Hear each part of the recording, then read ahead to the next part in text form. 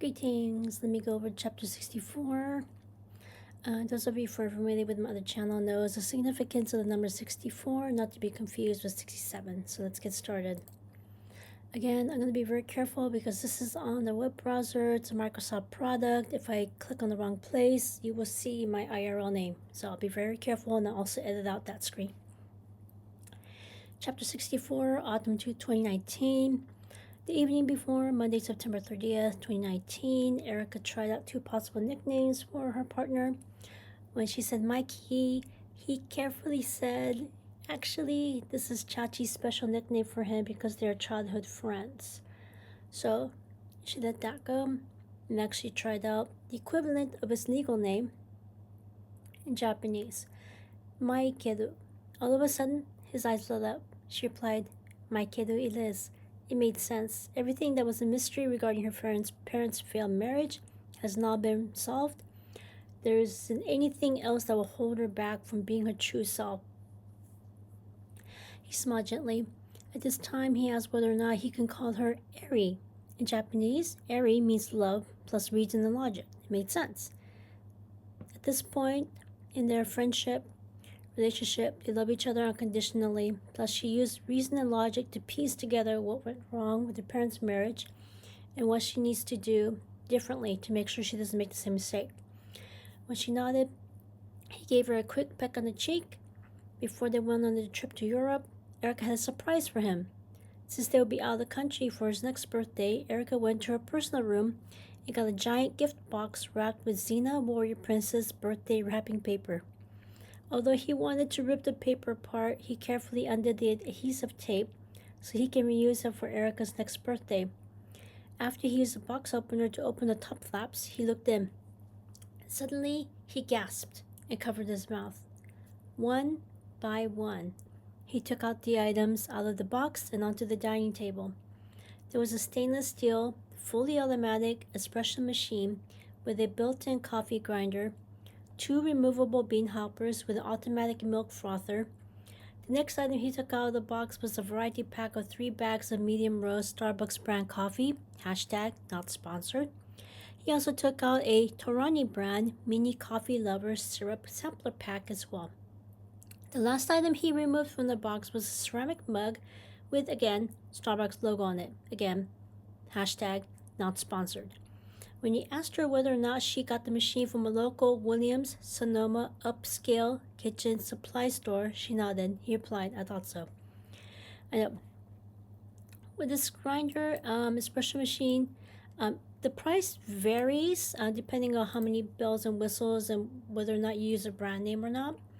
The cheapest one I think right now is about $150, whereas the more expensive ones cost over $1,000. So you can kind of gauge where, the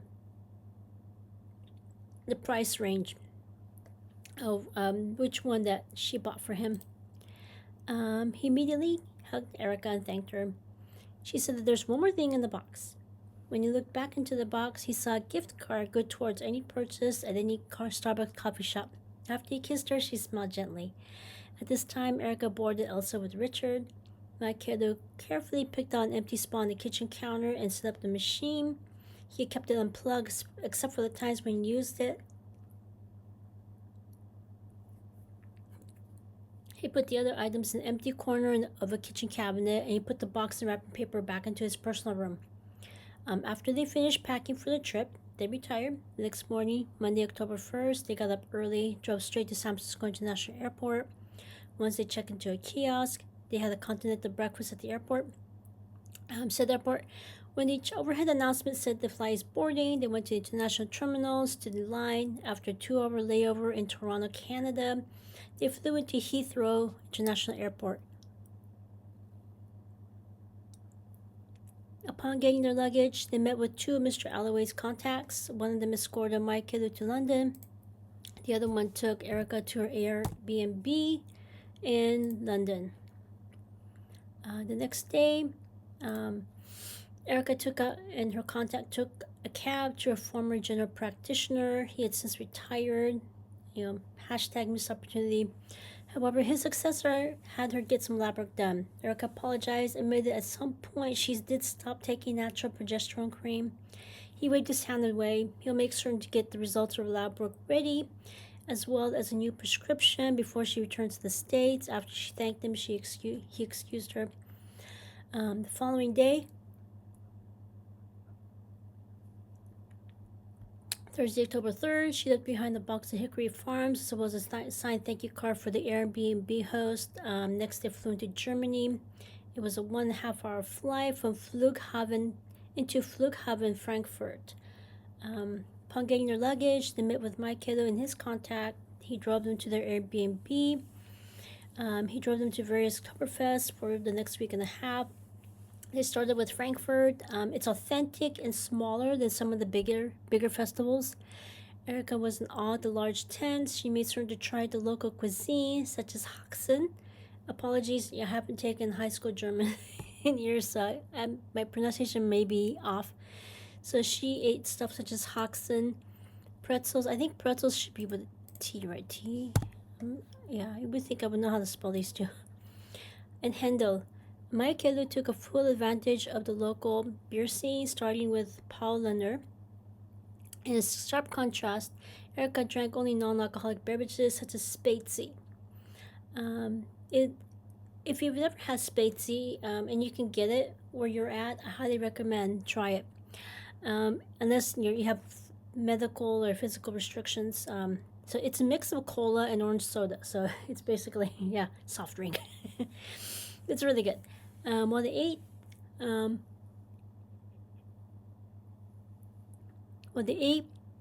they enjoyed listening to the Oompa bands, watching German DJs, special guest performers, and Schlager parties.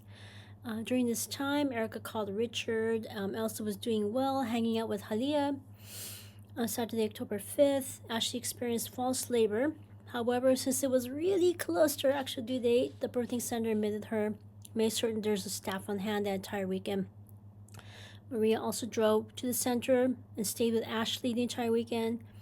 The next day, she safely delivered a healthy baby girl. New mom and baby are doing fine. At this time, she made appointments for home visits during the first week, followed by office visits at 2 and 5 weeks. Also, they made appointments with a local pediatrician to continue with her newborn's care. Once they gave her the go-ahead, she made appointments with the Adaptive Fitness Center's physical therapist to help with postpartum recovery. During this time, both of Mike Kiddo's elder sisters took turns visiting her and tended to her and her newborn's needs. Also, her extended family in Hawaii also took turns flying into San Francisco to help as well. Their time in Germany went by quickly. Erica made sure to buy one refrigerator magnet to add to her collection on her refrigerator back at their home. Before they knew it, she left the box of Hickory Farms, signed a thank you card for the Airbnb host. Next, it was time to fly to Paris, Charles de Gaulle Airport. At this time, Erica thanked both of their contacts, gave each person a gift box of Hickory Farms products. After a 1.5 hour flight, they arrived in Paris. Their next contact from Mr. Dalloway met them at the luggage claim area. They arrived at their next Airbnb. Then they went to a restaurant. He drove them to and from the next few days at Disneyland Park and the remaining few days at Walt Disney Studio Park. There's actually 2 over in Paris. Although there were many similarities to the one in California, they noticed that this park is more compact with European twists, darker rides, better parking, and distinct attractions. Let me see if I can fix this.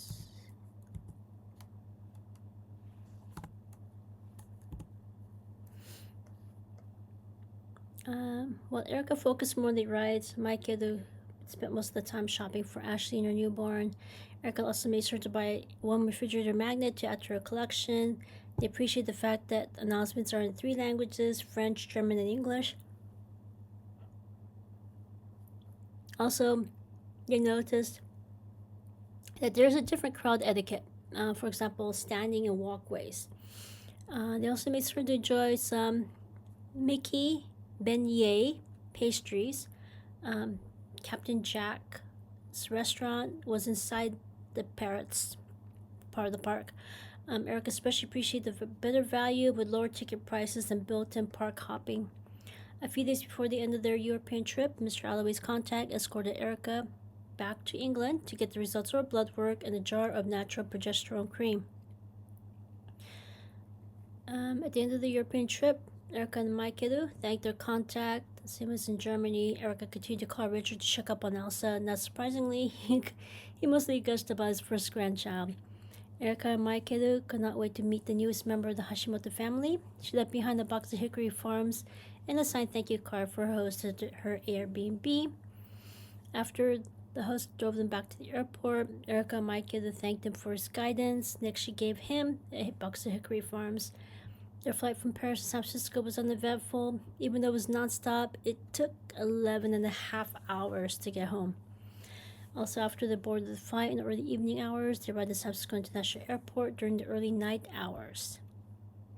As soon as they arrived at the gated community, Erica got Elsa from Richard's home. Then they started packing. At this time, Mike had brewed a cup of espresso using the machine Erica bought for his birthday. After he took his first sip, he said, "Smooth."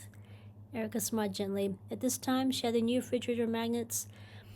She took a few steps back. She was in awe of how many places she had traveled, and she looked forward to visiting more places in the near future.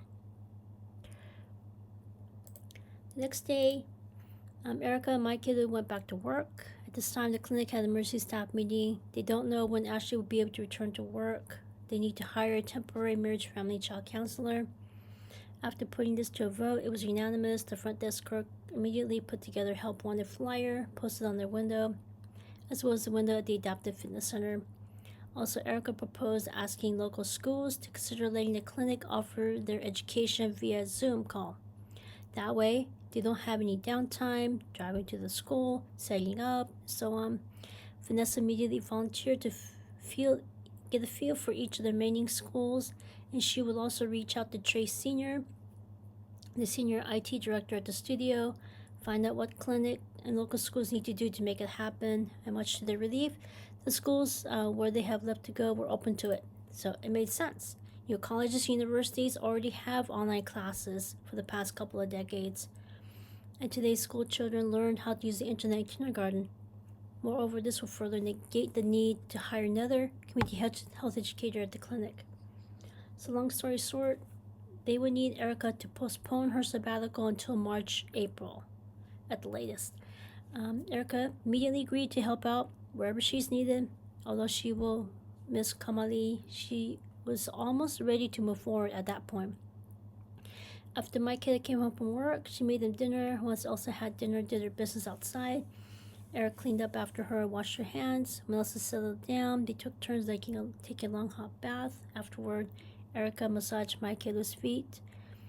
Then they spent the rest of the evening cuddling on the couch. At this time, Erica gave Maikeru an update on exactly when she will start her sabbatical, March or April 2020. However, she'll do whatever it takes to get ready before March, the start of March. Around this time, Erica got a flu shot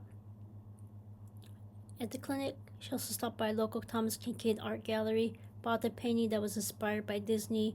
She got it gift wrapped and ready to give to Ashley. That weekend, Saturday, October 26th, Erica and Maikeru joined Alex and Chachi, as well as Aaron and Trey Jr. on their weekly fishing trips. After Chachi cleaned the fish, they went to the parents' gated community to drop it off. Next, they went to Ashley's home. Trey Jr. met them at the door, thanked them for the fish. Ashley and her newborn were sleeping, so they needed to stay quiet. Also at this time, my kid had brought gifts from their trip to Disneyland Paris, and Erica brought a Disney-inspired Thomas Kincaid painting. At this time, Ashley sauntered toward them, rubbed her eyes with both of her hands. After she quietly told her husband, "It's okay." She thanked Erica and Maikeru. He carefully and quietly put the boxes onto the coffee table in the living room. Erica did the same, carefully put the painting on the rug next to Maikeru's gift. And they carefully and quietly told her, "You're welcome." Then they excused themselves. At this time, one of Maikeru's elder sisters returned from running errands. After they made some small talk, his sister returned to Ashley's home. Maikeru drove Erica back to their home. Then they returned to their gated community. When they got home, Maikeru looked at Erica. She knew what he wanted to say. She has nothing but the utmost respect to all women for mothers. To be honest, she really wants to do as much as she can to help Ashley and her newborn moving forward. She must continue to prove that she's not her um, family members. He said that he'll relay the message. At this time, Erica worked with Kim with the community garden, harvested only what they need that day. After doing more than her best to feel Kim, she also offered Kim her support. She too has made in Japan Japanese parents who are homophobic and xenophobic. She doesn't need to be her friend. However, she's here for her whenever she needs a sounding board. After Kim nodded, Erica let the matter go. When Erica and Mike returned home, Devin and Yennefer stopped by. First, Devin gave them her version of Japanese-style Christmas cake with vanilla flavoring and fresh strawberries from their greenhouse. On top of the cake were their homemade cream frosting. After they invited them into their home, she cut a slice for each of them. When they told her it's delish, she said that she'll start offering this cake for Christmas that year. Next, Yennefer explained that she is still estranged from her traditional family. That being said, her mother is from Nicaragua. Reached out to her, gave her the family recipes on how to make their tamales. They're called Naka tamales. When Yennefer gave them half a dozen of her homemade tamales, Erica immediately noticed that these ones have olives, potatoes, and raisins. Yennefer omitted chilies in case their palate might be a bit sensitive. After Erica and Michaela took a sample, they instantly loved it. When they thanked Yennefer, she said that she's happy and will make some every Christmas moving forward. Next, they went to the living room. After Yennefer gave that living room a once look, she said that she would use her interior decorating skills to help them out. Cleaning the entire house for New Year's Day event is stressful. There is a way to keep some of the items in the living room without making guests feel uncomfortable about the fact that they have a non-traditional marriage. That weekend, she told them which furniture, lazy boy, bookshelves, wooden stands, etc. they need to purchase. Yennefer set to work. She put the non-traditional items in random spots here and there. That way they can maintain that part of their marriage in their living room. However, she mixed in elements that are traditional. For the lazy boy, she put a traditional throw pillow. Side note, it makes sense. Straight men love lazy boy chairs. On the love seat that Erica and Mike share, she put one or two colorful throw pillows with one or two traditional pillows.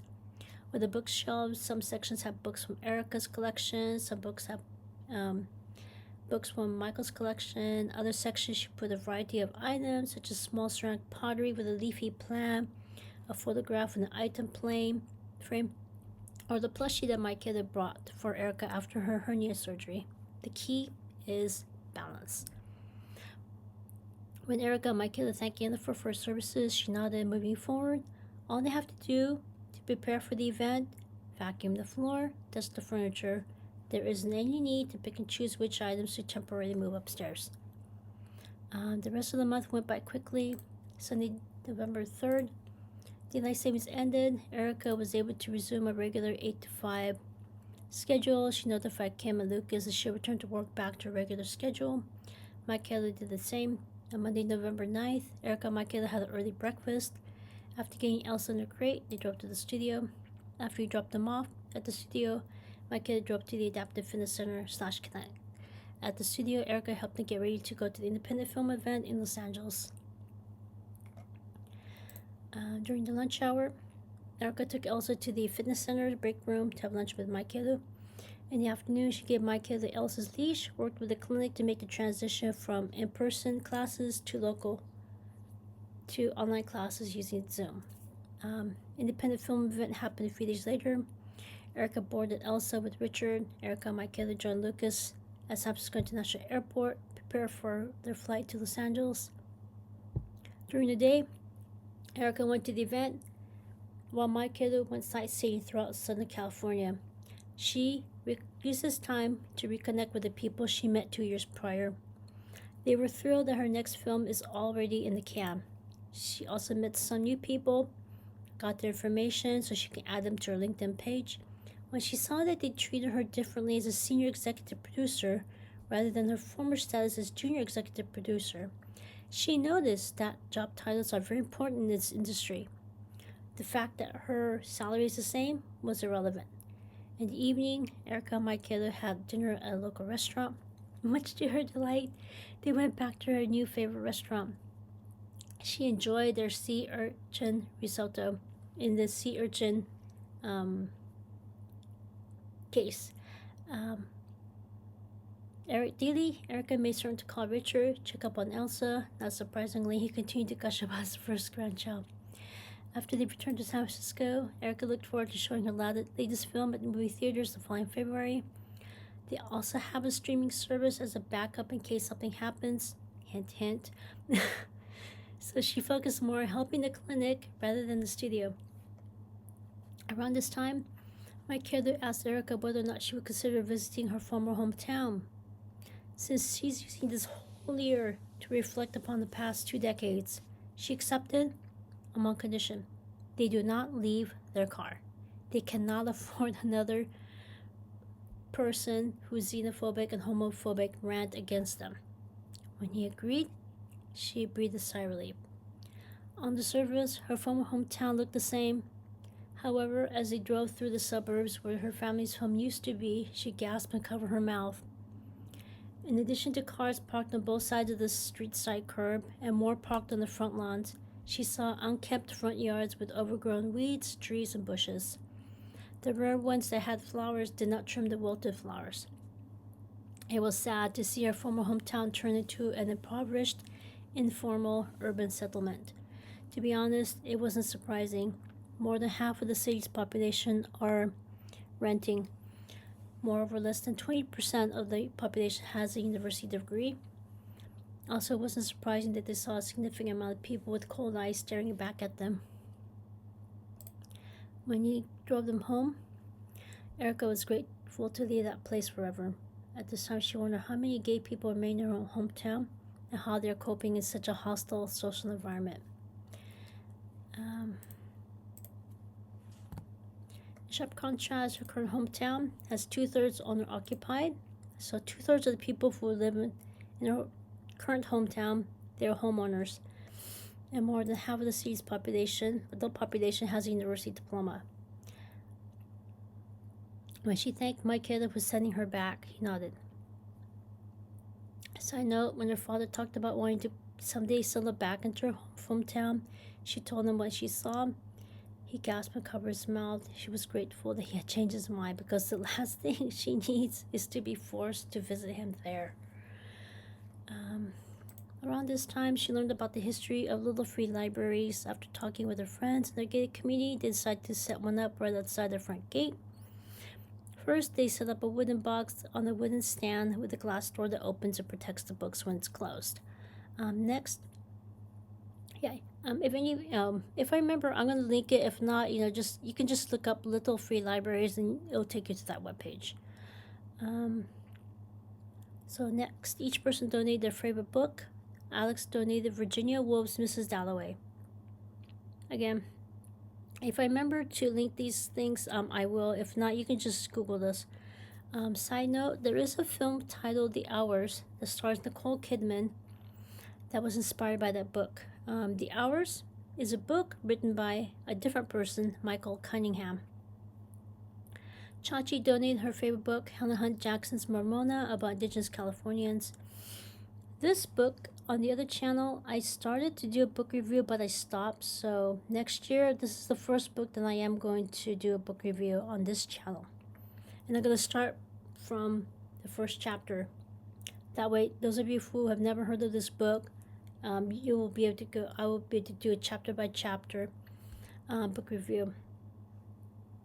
And not to be confused with Helen Hunt, the actress. Helen Hunt Jackson. She is a Native American, Indigenous Californian activist. Not just for Indigenous California, but each book that she wrote, congressmen, they actually read this book and they realized, whoa, this is how we're treating Native Americans. We need to change how we treat the people who are here first. So next one, Devon contributed her book titled None of the Above by I.W. Gregorio about a person who realizes that she's born intersex. This book was published a couple of years prior. Erica donated some of her books, including Beautiful Creatures by Garcia and Margaret Stohl. This is another book that I'm going to review on this channel next year. So first I'm going to do Ramona, and second one I'm going to do a book review about Beautiful Creatures. So my kid dropped off his book by Maurice Bernard Sendak's Where the Wild Things Are. I know some of you are like, wait a minute, they made a TV show, they made a movie. Yeah, that's exactly the one I'm talking about. Richard donated his favorite book, The Bottle Imp by Robert Louis Stevenson.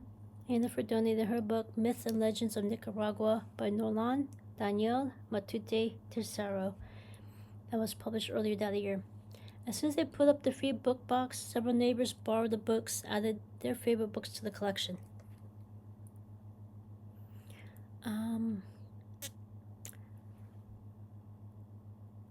Some of these books may be on the banned book list, so yeah, apologies for that, but I tried more than my best to pick books that are not on that list. But if it is, just you can choose whether or not to read those books. But yeah, anyway, during the holidays, Erica decorated the box with Christmas wrapping paper and a Christmas bow. After she opened the door to the books, she also lined the inside with some holiday bookmarks, colorful pencil sets, coloring books as well. Also, as soon as he put up their free library up, my kids' parents and Ashley also set up their own in front of their respective gated communities. Thanksgiving was on Thursday, November 28th that year. After they prepared the meal, one member of the Murphy family packed some of the food in takeout containers and drove it to Ashley's home. Erica and my kid enjoyed spending Thanksgiving with their friends. 2 days later, they joined their friends, alternate between fishing on Alex's boat and sea urchin harvesting. After Chachi cleaned the fish, they drove to the parents' home and Ashley's home to drop off some of their seafood. This time, when they returned to the gated community, Kim discreetly pulled Erica aside. She knew that she just needed someone to talk to, so they sat at the nearby picnic bench. And Erica just listened. After Kim vented everything out, she thanked Erica for being there. When Erica nodded, Kim excused herself. Upon going back to her home, my kid asked if everything was okay. Erica admitted everything is getting better. When she looked at him, he saw that she was telling the truth, as he offered to give her support as well. All she needs to do is ask. She nodded. By then, Ashley returned to work part-time at the clinic with her newborn and part-time at home in Zoom calls, offering online therapy. In December, the Satellite Clinic in the South Bay was ready for the grand opening. Ashley stayed behind in San Francisco. The senior staff divided their time between the main clinic in San Francisco and getting the South Bay Clinic ready for the grand opening. By Christmas, they're ready to announce the grand opening in January 2020. They'll start with a skeleton crew. With time and more patients and public schools to go to, they will slowly expand their services to include physical therapy. During the month of December, they worked during the day. At this time, Erica resumed her podcast.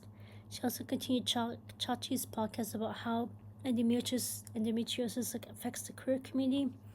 Erica and Micah spent evenings and holidays cleaning the first floor of the home to prepare for a New Year's Day event. On the weekends, they went fishing with Alex, Chachi, Aaron, and Rio. After Chachi cleaned the fish, they delivered to the parents' home. They delivered some to Ashley's home. Each time they returned to the gated community, Kim continued talking to Erica, and Erica continued to just listen and be there for her.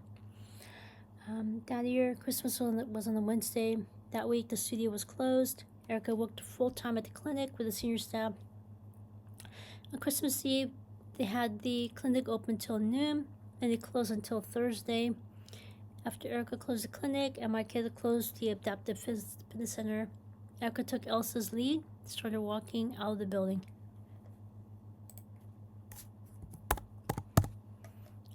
At this time, they saw a 17-year-old, her parents, and younger sibling looking at the help on the sign.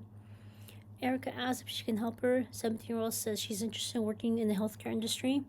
At this time, they gave their respective business cards and told her to keep them in mind or keep in touch. After she nodded, she and her family went on their way. Once they got into Mike Killer's car, closed the door, closed the windows, he asked her, "What do you think?" She nodded. It was obvious her monthly pain is not normal and most likely has endometriosis. Christmas at his parents' house was spent reflecting on the past couple of decades. Even Mike Killer and his parents admitted they didn't have any idea what the next 2 decades of their life would bring. When they returned to Hawaii, they thought, that's it, they're going to spend the rest of their life in Hawaii. It never dawned on them that the entire family might return to California at some point. Moreover, they never thought that their son would meet his future wife in California. Granted, there are about 1 million people in the entire state of Hawaii, so obviously most of them will end up marrying somebody who was born out of state or out of the country. Also, at this time, they admitted they could have reached out to Chachi's family who lived in their neighborhood in San Francisco when they realized that Michaela is queer. They also, Chachi's elder siblings are bi and Chachi's trans, so hashtag missed opportunity. Next, it was Erica's turn to reflect on the past 2 decades. Knowing what happened to the Nakatani family, reference to Molly Fumia's book titled Honor Dead Children, she knew it would be a long shot for her to find someone special. With the Japanese American community and her main Japanese parents being homophobic and having a gay younger brother, it would be close to impossible for her to find someone who's not homophobic. The same applies to his parents and siblings. At this time, she genuinely thanked Michael and his parents for stepping it up. He nodded. Then, she said, there needs to be empathy toward people who are seeing a therapist. Rather than shame the person for being weak, they need to realize that their parents trauma dumped on their spouse and children. Just as Michael and his parents stepped it up, it also motivated Erica to step it up as well. So rather than continue the intergenerational trauma or trauma dumping on her spouse, Erica saw a therapist during the first several years of their relationship, friendship, to marriage. Granted, she admitted she's far from perfect. There were times, however, she did more than her best to resist the urge to trauma dump on Michael, but during the time she caught herself, she did apologize, and he nodded. Finally, she concluded that she would work at the clinic full-time during the first 3 months of the year. Then she would take a modified sabbatical during the rest of the year. It's a much-needed break. However, she would mostly work from home. At this point, she's more than certain she'll return to work full-time in 2021. They spent the rest of the day engaging in small talk as well as planning for the New Year's Day event. After Erica and Michael left his parents' home, her father flagged them. He told Erica that marriage in this country to people who are born here is different from marrying their own kind. When she nodded, he said, "Naruhodo. I see." Upon making small talk for a few more minutes, they excused themselves. Erica was grateful that her father was slowly realizing what he could have done differently to get a better outcome. Once they got back to their home, Erica went upstairs. After she returned downstairs, she gave Michael a gift box. After he opened it, he gasped and covered his mouth. Unbeknownst to him, she had knitted some ponchos and throw blankets with the bi flag on it. He immediately wore one of the ponchos. Then he hugged her and kissed her. She smiled gently. Upon sitting down to cuddle, he put the throw blanket on top of both of them. At this time, he knew exactly what to get her for her next birthday, but he'll need extra time to put it together. The following day, they resumed working at the clinic, Adaptive Fitness Center, with also, in terms of the clinic, it was mostly cleaning up the front lobby area, hallway, and bathrooms. Most of the patients would rather spend the holidays with their families than go to the next medical appointment. So everyone was given the option of taking the rest of the year off. Erica chose to work the last few days since she needed to help the department make the transition to online education. That weekend, Erica and Michaela went sea urchin harvesting and fishing with their friends. Chachi cleaned the fish. They delivered to their parents in Ashley. By then, things were settling to a new normal for her and her family. So she was ready for Erica and her friends to prepare a meal for her and Trey Jr. As a precaution, they kept at least 6 feet away from Ashley and her newborn. They wore a medical-grade face mask and some protective gloves. So with the blessing They stayed to make a full meal. All of them thoroughly washed and disinfected their hands. They set to work. My kiddo cooked the rice. Erica made some salad greens from the community garden. Chachi pan-fried the fish kabayaki style. Alex set the table. At this time, they carefully removed their masks and protective gloves. They still made certain to keep a healthy distance and opened all the doors and windows to let fresh air in. After they said tadakimasu, they sat at the table, engaged in small talk before they left. Erica reiterated to Ashley to let her know whenever she needs extra help.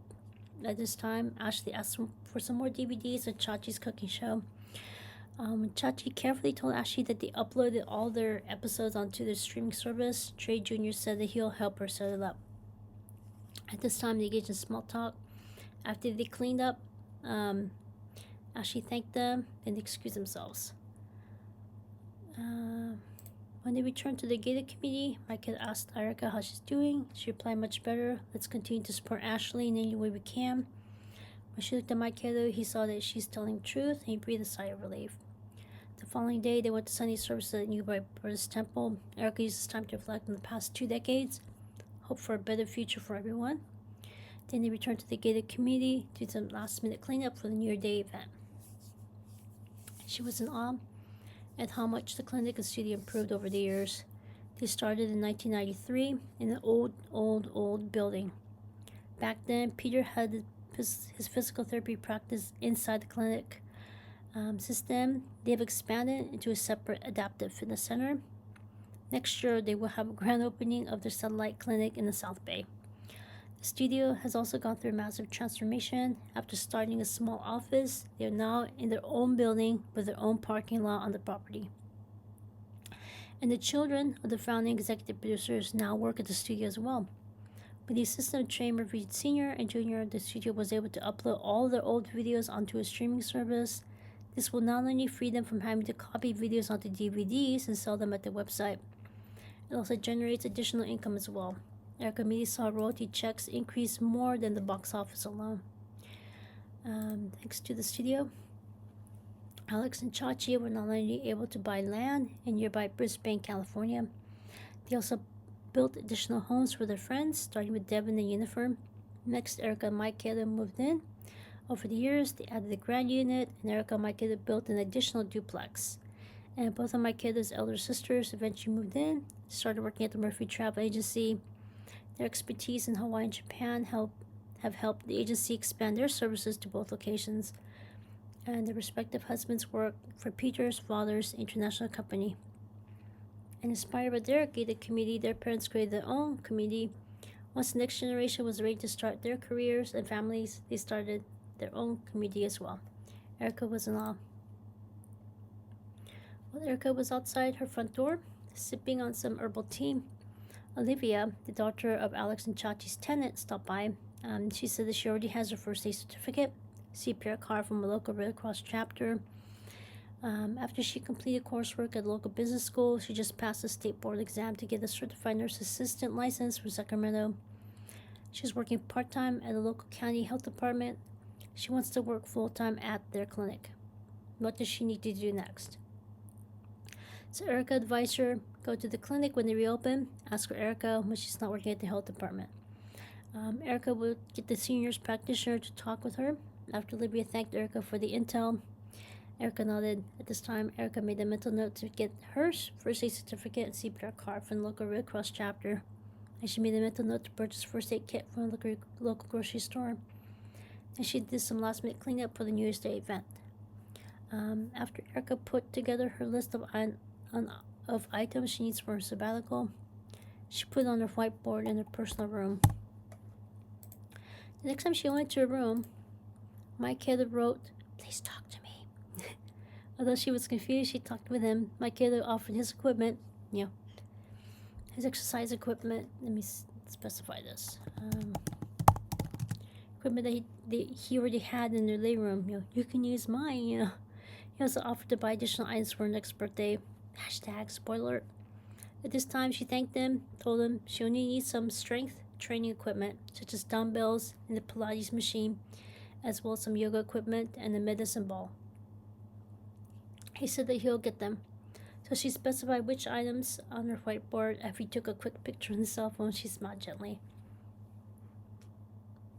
Earlier that year, the Game of Thrones, sad, spoilers, they aired the final episode. Erica and my kiddo bought a DVD collection of all the seasons. Then they made a mental note to binge watch this series the next time they have some downtime the following year. Hint, hint. Yeah. Also, to congratulate her mother on her retirement, excuse me, Erica made a note on her whiteboard in her room to send a care package in January. That way, it's guaranteed to arrive in March, April, the end of Japan's academic year. She will purchase Shiseido gift basket, and she will make certain to add gift boxes of Hickory Farms for the rest of her mother's side of the family. Once Erica got the cousin local ready for News Day, she went to her computer. She hadn't visited her podcast about straight people for married to people for bi. All of a sudden, whoosh, she saw a lot of people commenting, they wish this podcast had continued. After she talked with my kiddo, she made a mental note to ask Chachi to reach out to her siblings. If everybody's fully on board, she would like to resume this podcast. Moreover, she knew that my kiddo doesn't have very many male friends outside their gated community. So reconnecting with Chachi's elder siblings who are also bi will help bridge that gap. The new year looked to be a time to continue to revisit the past, but at the same time, look forward to the future. That evening, they made some homemade eggnog together. While my kiddo mixed ingredients, Erica kept whisking. Next, they called on the couch where they drank some eggnog. When my kiddo connected their TV to the internet, he showed her a video of a famous singer. I am going to deliberately not mention the singer's name, just in case my analysis of his situation is not what's going on. So I'm going to just leave that blank and just leave that to your imagination which singer I might be specifically talking about. Erica was intrigued. He has a beautiful voice. After the song ended, my kiddo explained that this person also grew up without his mother's love. She gasped and covered her mouth. He said that this person never married and doesn't have any children of his own. Later on, she learned that he was born around the same time as their favorite singer, the late George Michael.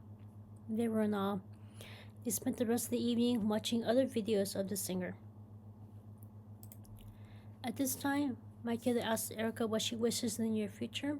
After giving it some careful thought, she carefully said parents need to stop traumatizing their children, then turn around and expect them to ignore that and give them grandchildren. That being said, Erica also added, society also needs to stop forcing people to speak as though they're not xenophobic and homophobic. Instead, they need to focus on helping children process their traumatic childhood and help them become productive adults. He nodded. Around this time, Erica read that a middle-aged man checked himself into a halfway house because he's gay with homophobic parents. With a friend's blessing, she decided to also donate to the local halfway houses. At this time, she took out her prayer beads and prayed for a future for all of them. Again, questions, comments, constructive criticisms, let me know. In the next episode, I will have a prologue. Take care.